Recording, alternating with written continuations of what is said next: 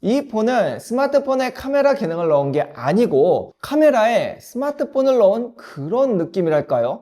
안녕하세요, 김타치입니다. 한국은 아이폰이랑 갤럭시가 거의 양대 산맥이에요. 한국의 플래그십 시장을 차지하고 있어요. 하지만 올해 이 샤오미가 이런 플래그십 시장에 도전장을 냈습니다. 한국 정발을 한 건데요. 제가 한 3주 정도 지금 대여를 받아서 사용을 해봤는데 약간 결이 다르다는 느낌을 받았습니다. 결론부터 이야기하면 샤오미 15 울트라 같은 경우에는 그냥 카메라에 몰빵을 하고 그 외 기능에는 신경을 안 쓴, 아니 못 쓴 느낌이라고 할까요? 아마 여러 가지 상황상 어쩔 수 없는 느낌이긴 하지만 여튼 라이카의 고성능 카메라의 성능에 스마트폰을 약간 첨부한 이런 느낌이라는 거죠. 그럼 외관부터 보면서 시작하죠. 자, 우선 얘는 케이스입니다. 케이스를 빼면 이렇게 본체가 나오는데 얘는 화이트예요. 색상은 총 3가지입니다. 실버 크롬, 그 다음에 화이트, 그리고 블랙인데요. 그 중에서 저는 화이트를 갖고 왔고 개인적으로는 실버 크롬이 가장 예쁜 것 같기는 해요. 상단과 옆면에는 아무것도 없고요. 그 다음에 이쪽 면에 볼륨 버튼과 전원이 있습니다. 그리고 하단에 보시면 C타입, 그 다음에 U심, 그 다음에 스피커가 있죠. 굉장히 버튼은 단출합니다. 중요한 건 이제 카메라 섬이죠. 굉장히 큽니다. 하단에. 그리고 이 크기뿐만 아니라 두께를 보면은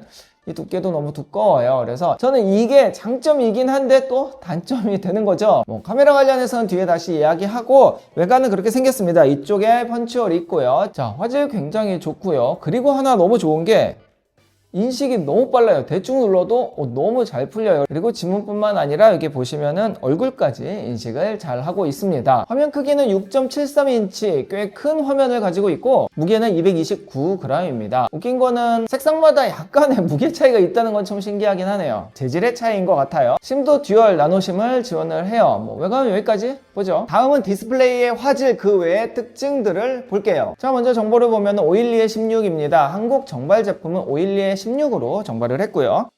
디스플레이를 보면은 이제 밝은 색상, 그 다음에 어두운 색상 이렇게 두 가지가 있고, 그 다음에 화면 밝기, 자동 밝기 이런 건 그렇다 치고 요 배색 방안이 여기 보시면 원본 색상도 있고 비비드, 선명, 고급 설정 이렇게 설정을 할 수가 있어요. 저는 원본 색상을 선택을 해서 사용하고 있고 적응형 색상도 있습니다. 아마 이쪽에 센서가 있어서 적응형이 되는 것 같고요.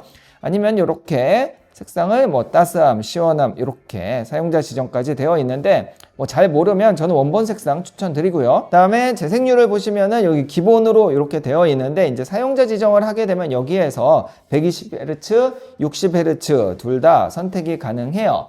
좀 선명하게 보고 싶으면 120Hz로 하면 되기는 하는데 배터리라든지 이런 부분들이 조금 빨리 달 수 있기 때문에 필요할 때만 설정하는 거 추천드리고요. 해상도도 마찬가지예요. 훨씬 밝게 선명하게 쓸 수는 있지만 이제 배터리가 많이 닳기 때문에 평상시에 밝게 이렇게 설정하는 것도 중요할 것 같습니다. WQHD 플러스 여도 배터리 절약이 가능하기는 해요. 이거 잘 활용하면 좋을 것 같고요. 지문인식이나 안면 해제 이런 것들이 다 되기 때문에 전 둘 다 해놨어요. 되게 인식률 좋고요. 또 하나 이제 배터리 충전 옵션을 설정을 해야지 가장 빠르게 할 수 있는데 유선 충전도 최고 속도 90W까지 할 수 있고 그 다음에 무선 충전도 최고 속도가 80W입니다. 80W까지 할 수가 있어요. 역방향 무선 충전도 가능합니다. 이게 아마 10W로 알고 있어요. 하이퍼OS가 그렇게 불편하지는 않아요. 다른 안드로이드와 크게 다른 건 없고 한 가지 더 좀 괜찮은 게 샤오미가 이렇게 바탕화면 테마 요거 좋더라고요. 그래서 테마 같은 것들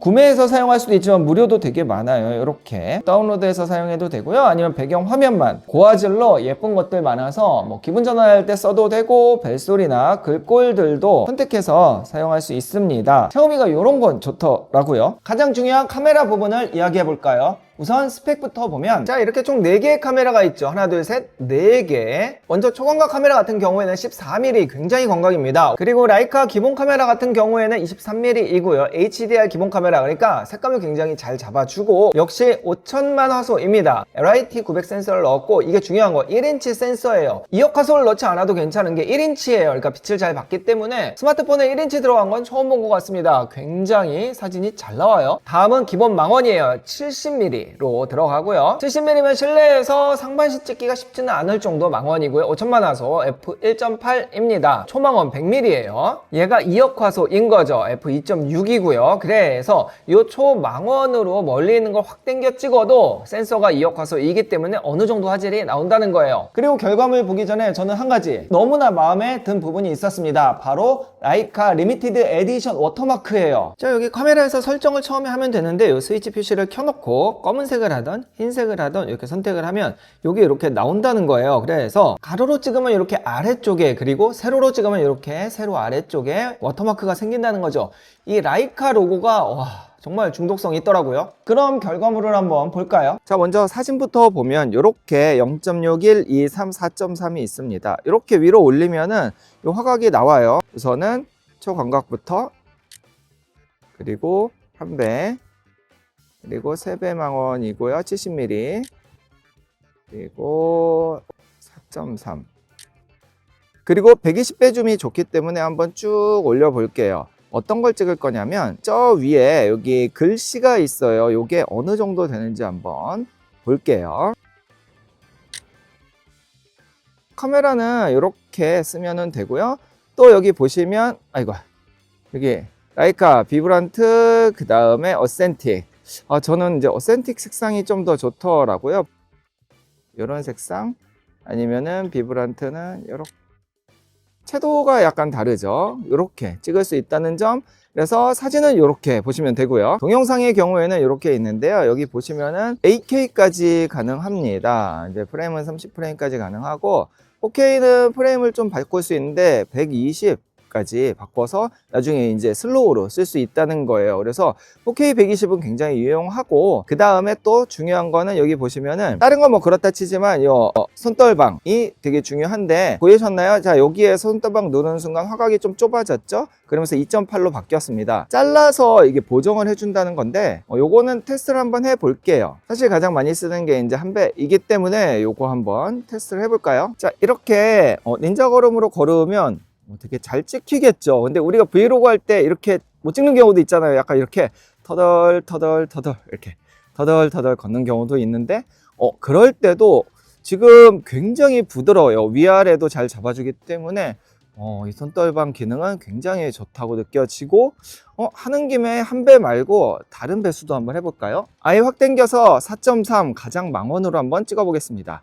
자, 이렇게 지금도 뭐 이렇게 잘 걷는 게 아니고 터덜 걷고 있는데, 굉장히 이게 이제 좀 돌릴 때 이게 좀 반응이 느리긴 하지만 굉장히 부드럽게 잘 찍히기 때문에 이거 진짜 외부에서 브이로그 촬영할 때 정말 좋은 것 같고, 자, 셀피의 경우에는 OS가 잘 안 먹기는 합니다. 그래서 울렁울렁 되기는 하는데, 그래도 이 정도면 괜찮지 않나요? 저는 되게 괜찮은데, 결과물 이따가 뭐 봐야겠지만 동영상도 꽤 준수하다는 점까지 테스트 끝. 중요한 건 가격이죠. 우선 사전 예약이 모든 기기가 가장 싸기는 하잖아요. 근데 이제 그때 할인도 할인이지만 개인적으로 가장 메리트 있었던 거는 바로 카메라 키트를 100원에 줬다는 겁니다. 그게 한 19만 원 정도 하는데 말이죠. 사실 이제 카메라에 몰빵을 한 스마트폰이라는 요 컨셉 때문에 그 카메라 키트는 굉장히 탐나긴 하지만 평상시에 폰 쓰면서 이렇게 카메라 키트를 들고 다닐 수는 없기 때문에 크게 아쉬워할 필요는 없습니다 라고 생각을 해야죠. 뭐 어떻게 지났는데 아쉬운 건 사실이에요. 여튼 가격은 169만 9천 원입니다. 갤럭시 S25 울트라 한 중급 정도, 아니면 아이폰 16 프로 용량 조금 올린 가격과 거의 비슷하기 때문에 가격적인 메리트는 조금 아쉽다고 봐야 돼요. 결국은 가격보다는 필요에 의해서, 목적에 의해서 선택을 하게 될 것 같은데요. 만약에 나는 2억 화소의 라이카 감성을 카메라 별도로 가지고 다니지 않고 평상시에 들고 다니는 이 스마트폰에서 느끼고 싶다, 찍어서 바로 SNS 하고 싶다라고 하시는 분들에게는 약간 목적이 그쪽에 있기 때문에 저는 괜찮다고 보고요. 그리고 이제 성능도 나는 스마트폰으로 게임을 많이 한다 하시는 분들은 메인이 아이폰 16이인데 여기서 게임하기는 조금 많이 아쉽긴 합니다. 보급형이기도 하고요. 그래서 뭐 원신이나 명조 등 이런 화질이나 프레임 되게 중요하고, 또 되게 중요한 거 있죠? 배터리 오래 쓰고 싶다 하면 샤오미 15 울트라도 저는 괜찮다고 봅니다. 아무래도 플래그십으로 나왔기 때문에 성능은 고사양이 맞죠? 그래서 나는 어느 정도 고사양의 스마트폰에 정말 좋은 라이카 카메라를 쓰고 싶다 라고 하시는 분들에게 딱 맞는 제품이 아닐까 싶습니다. 그냥 전천후 플래그십이 필요하다면 아이폰이나 갤럭시로 가는 게 맞지만요, 커뮤니티 후기들을 보니까 진짜 호불호는 확실하더라고요. 근데 카메라 활용 많이 하시는 분들은 진짜 너무 좋다는 후기들이 많아요. 그럼 전 여기까지 할게요. 감사합니다.